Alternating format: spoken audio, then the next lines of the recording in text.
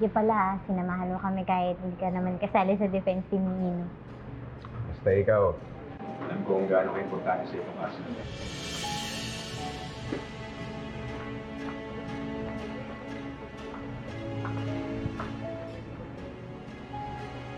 Ano naman Patricia yun ah?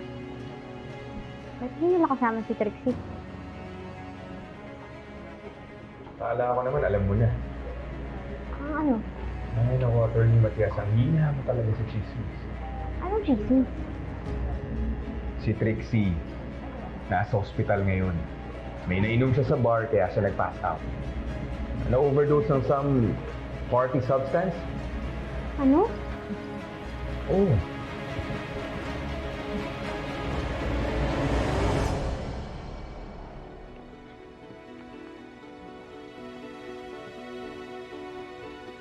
Sinasabit naman na lahat ng affidavits, including the reply of the complainant and the rejoinder of the respondent, pag-aaralan ko ito. Kung makikita ko na may probable cause ang case, hintayin nyo na lang ang resolution.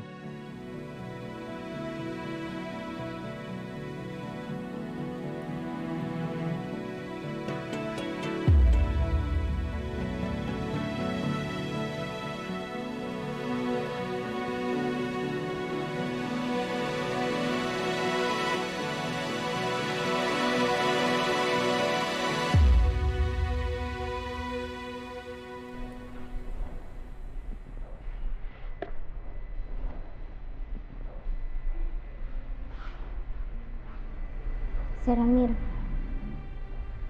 kamusta po si Trixie? Tama ba yung narinig ko? Kinakamusta mo si Trixie? Concern lang naman po ko kasi narinig yung nangyari sa kanya. Concern? Hindi ko kailangan ng concern mo. At mas lalong hindi kailangan ng pamilya namin ng concern mo.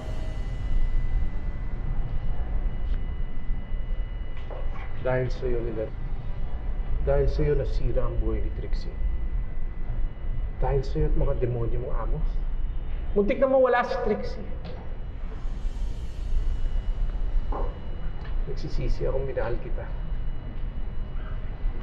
Dahil ikaw lang pala makakasira ng buong pamilya ko. Pero huwag kang galala.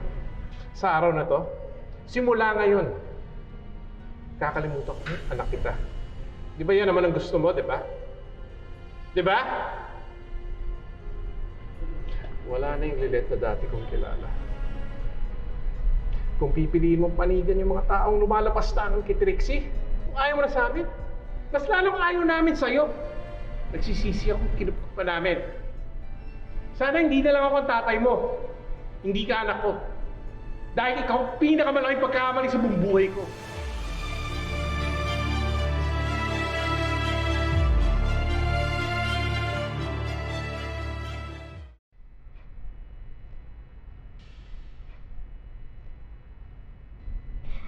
Parang linyahan lang sa mga teleserye ah.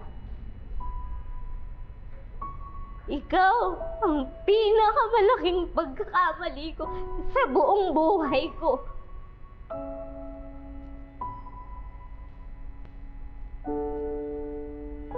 Alam mo, sasta mong yan. Sa mga pinapanigan mong tao. Nagkamali talaga ako. Congrats, Lilit! Sa wakas, lumabas na rin sa bibig ng ama mo yung matagal niya nang pinaparamdam sa'yo. Di ba? Kahit nakumpirma niyo na noon na anak niyo ako, hindi niyo pa rin ako pinaglaban. Pinaako niyo ako sa taong hindi ko naman kaano-ano. Pero thank you, sir. Kasi mas naging ama naman si Tinang kaysa sa inyo. Shut your mouth!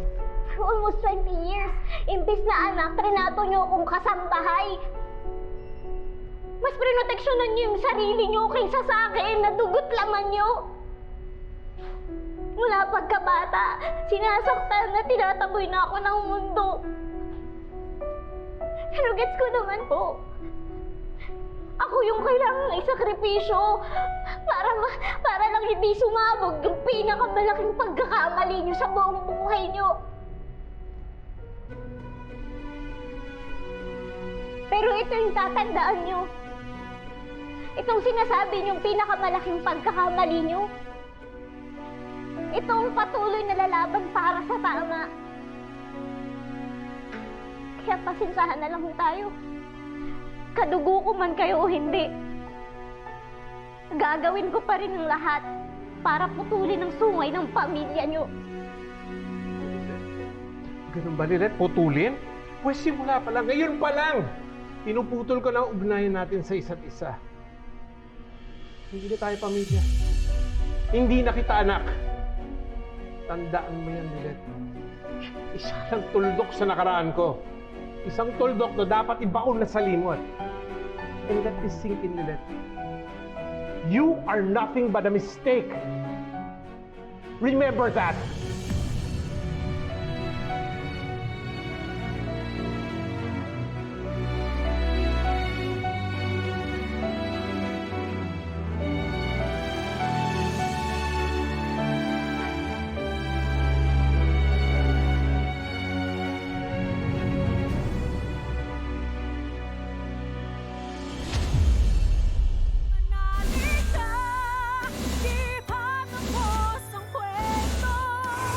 I'm thinking of getting a new lawyer on board.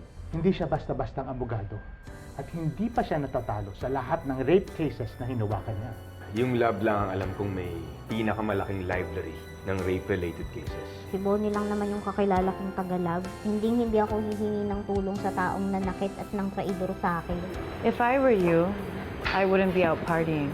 Hindi biro yung rape case na kinakaharap mo. If I were you, I will mind my own business. You know, I've been thinking na hindi dapat ikaw ang lead counsel dito. She is a women's rights advocate. Kung gusto mong hindi makulong ang anak natin, let me let you.